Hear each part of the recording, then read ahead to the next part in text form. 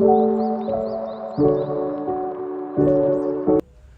memenuhi tugas UTS Konsep Dasar Bahasa Indonesia, di sini saya akan menjelaskan materi-materi yang sudah diberikan kepada saya. Perkenalkan, nama saya Fendi Supriyati, NIM 343022000125, Prodi Pendidikan Guru Sekolah Dasar, Universitas Islam Sultan Agung, dosen pengampu Laili Livi Setiana, SPD MPD. Saya akan menjelaskan materi konsep dasar bahasa Indonesia yang pertama, hakikat bahasa Indonesia, fonologi, formologi, dan sintaksis. Yang pertama, saya akan menjelaskan tentang hakikat bahasa. Pengertian hakikat bahasa adalah di mana dimaknai menggunakan perilaku dan berbentuk ujaran yang menghasilkan bunyi oleh alat ucap manusia. Selanjutnya, sifat khusus bahasa Indonesia. Sifat khusus bahasa Indonesia ada 4. Yang pertama, produksionalitas, komposisionalitas, kreativitas, dan fleksibilitas. Yang pertama, produksionalitas. Produksionalitas adalah bahasa yang tidak memiliki batasan kalimat. Manusia bisa memahami dan menyusun kalimat yang baru saja mereka lihat. Yang kedua, komposisionalitas. Komposisionalitas merupakan kata bahasa yang kita ketahui untuk bentuk dasar di dalamnya, serta mengetahui bagaimana menggunakannya hingga menjadi susunan kalimat yang bermakna. Yang ketiga, kreativitas. Kreativitas manusia menentukan kalimat yang akan diucapkannya sesuai dengan konteks. Karena bahasa Indonesia memiliki rasa atau perasaan kata, perlunya menggunakan kreativitas untuk menentukan kata yang relevan sesuai dengan situasi dan makna kalimat. Contohnya, meninggal, mati, mampus. Yang keempat, fleksibilitas. Fleksibilitas atau perumpamaan yang digunakan oleh manusia dapat berkembang seiring berubahnya zaman. Contohnya kata kekinian yang bermakna up to date. Namun bisa saja kata ini hilang digantikan dengan kata lain. Selanjutnya ada ciri-ciri bahasa. Ciri-ciri bahasa yang pertama adalah bahasa itu bermakna. Bahasa merupakan bunyi yang melambangkan suatu makna tertentu. Contohnya lambang bunyi ular yang mengacu pada binatang berpisah dan memiliki tubuh panjang. Yang kedua, bahasa bersifat arbitrter, artinya tidak ada yang pasti. Contohnya makna raja hutan dalam bahasa Indonesia dilambangkan sebagai singa. Yang ketiga, bahasa itu konvensional dan universal. Jadi manusia memiliki kesepakatan bahwa suatu lambang bunyi memiliki suatu makna. Contohnya masyarakat Indonesia menyepakati singa sebagai raja hutan. Yang keempat, bahasa punya variasi. Lebih mudahnya dikenal sebagai dialek pada seseorang atau kelompok masyarakat yang tinggal dalam waktu tertentu. Ragam dibedakan sesuai dengan topik lawan bicara dan media, baik lisan maupun tulisan.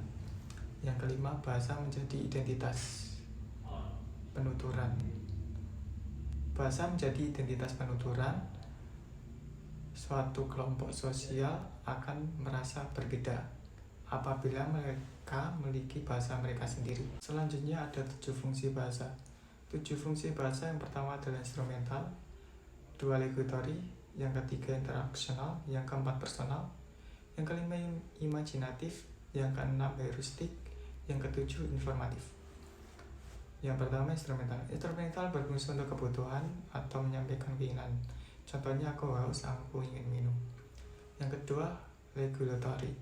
Regulatory berfungsi untuk mengontrol perilaku orang lain, seperti menyuruh atau melarang. Contohnya, buanglah sampah pada tempatnya, dilarang parkir di sini. Yang ketiga, interaksional. Interaksional berfungsi untuk berinteraksi dan menjalin hubungan sosial dengan orang lain. Contohnya, apa kabar? Yang keempat, personal. Personal berfungsi untuk menyampaikan pendapat atau pemikirannya sendiri. Contohnya, saya senang bermain bola. Yang kelima, imajinatif. Imajinatif berfungsi untuk mengekspresikan ide-ide fiksional dan imajinasi di luar nalar. Contohnya, menulis puisi atau cerpen. Yang keenam, heuristik. Heuristik berfungsi untuk mencari informasi, fakta, serta keterangan yang ingin diketahui seseorang. Contohnya bagaimana hal ini terjadi. Selanjutnya, informatif. Informatif berfungsi untuk memberikan informasi, baik fakta serta keterangan kepada lawan bicara. Contohnya, aku ingin memberitahu sesuatu. Baik, kita akan masuk di bab fonologi. Pengertian fonologi yaitu fon yang berarti bunyi dan logos berarti ilmu. Apa itu bunyi? Bunyi bahasa adalah yang dihasilkan oleh alat ucap manusia. Selanjutnya ada kajian fonologi. Kajian fonologi ada dua, yaitu fonetik dan fonemik.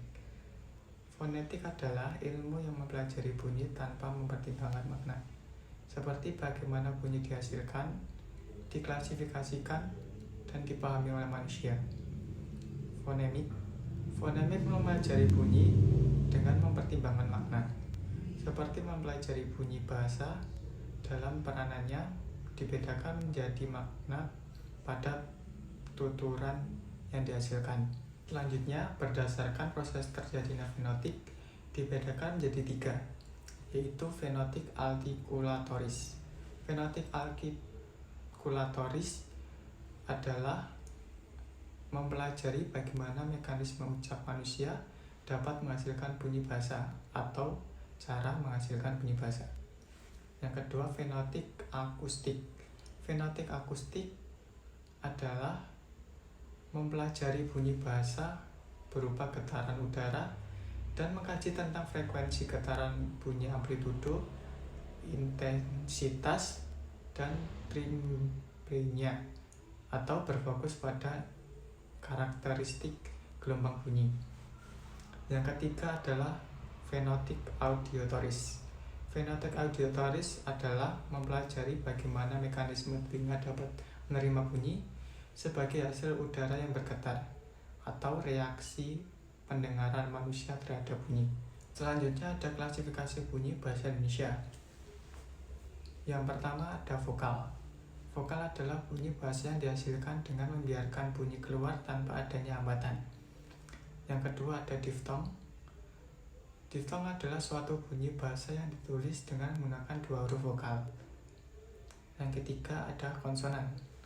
Konsonan adalah bunyi bahasa yang dihasilkan dengan menghambat udara keluar dengan menggunakan artikulator tertentu. Selanjutnya ada pengertian fenomik. Pengertian fenomik adalah bagian dari fonologi yang merupakan bidang linguistik. Fonologi mempelajari bahasa dengan memperhatikan fungsi bunyi tersebut sebagai pembeda makna.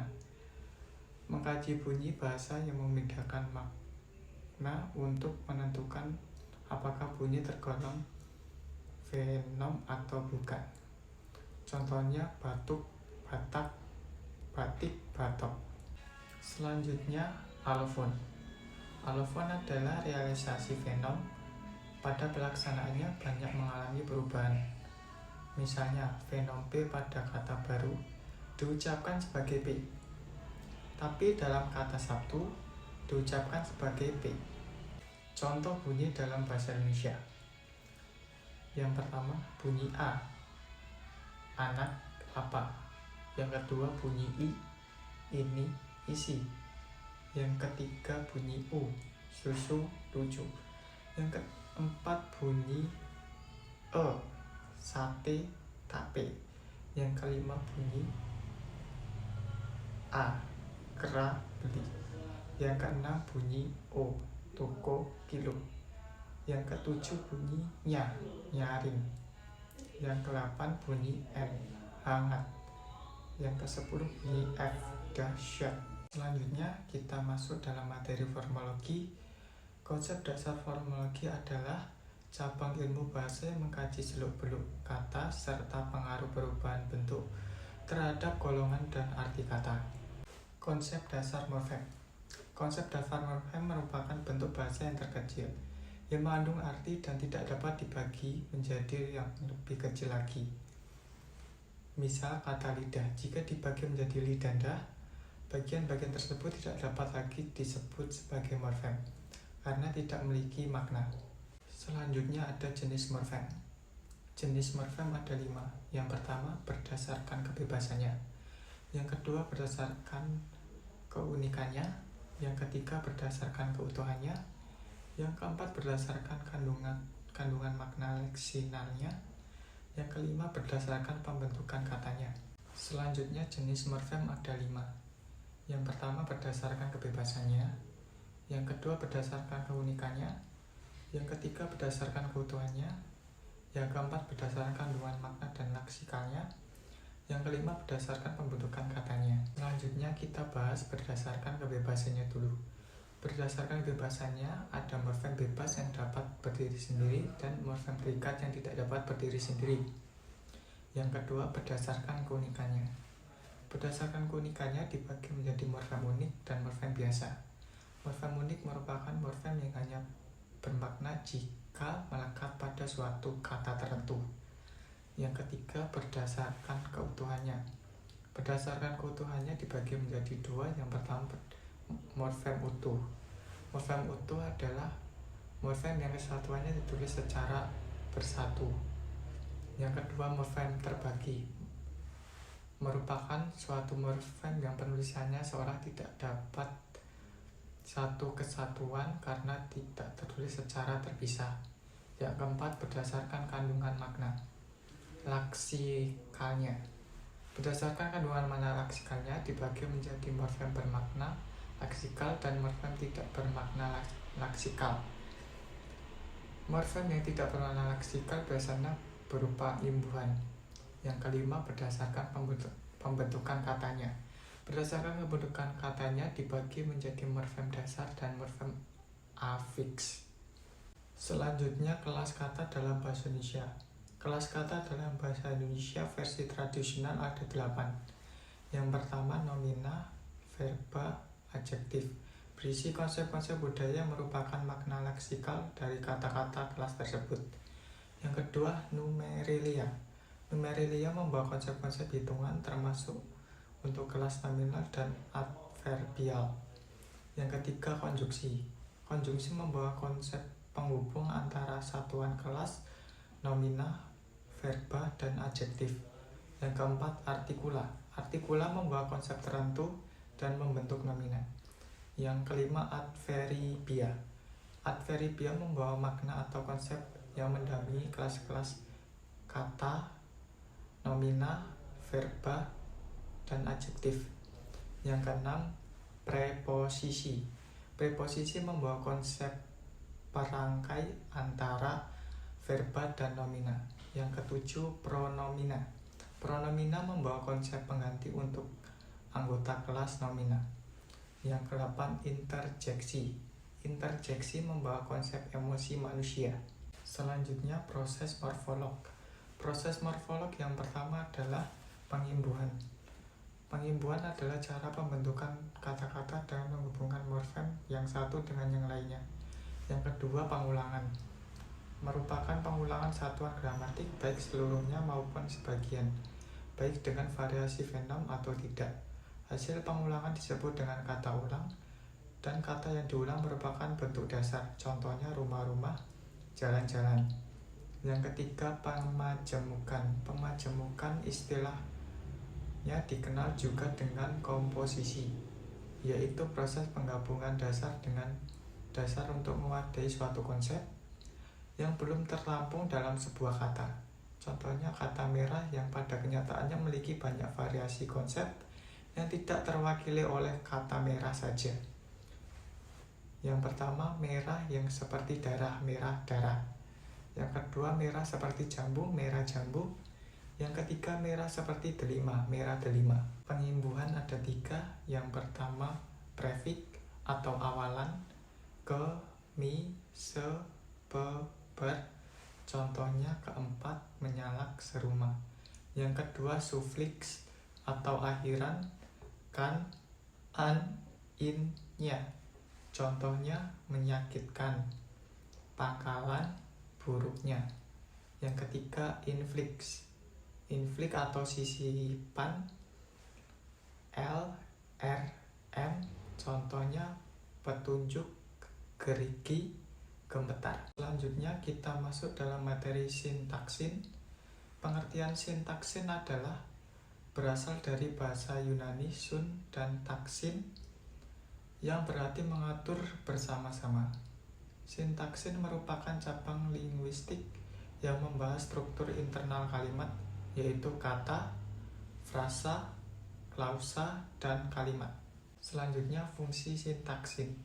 Fungsi sintaksin adalah subjek bagian yang diterangkan oleh predikat atau merupakan bagian klausa yang menandai apa yang dinyatakan oleh pembicara. Dapat dicari dengan pernyataan atau siapa tersebut dalam predikat.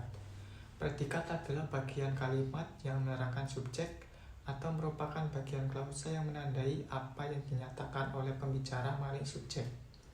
Contoh, mereka sedang bermain. Sedang bermain mereka. Selanjutnya, kategori sintaksis. Kategori sintaksis pada dasarnya ialah makna yang terkandung pada setiap pengisi fungsi sintaksis dalam menghubungkan dengan fungsi lainnya, atau menghubungkan pengisi fungsi sintaksis yang satu dengan yang lainnya.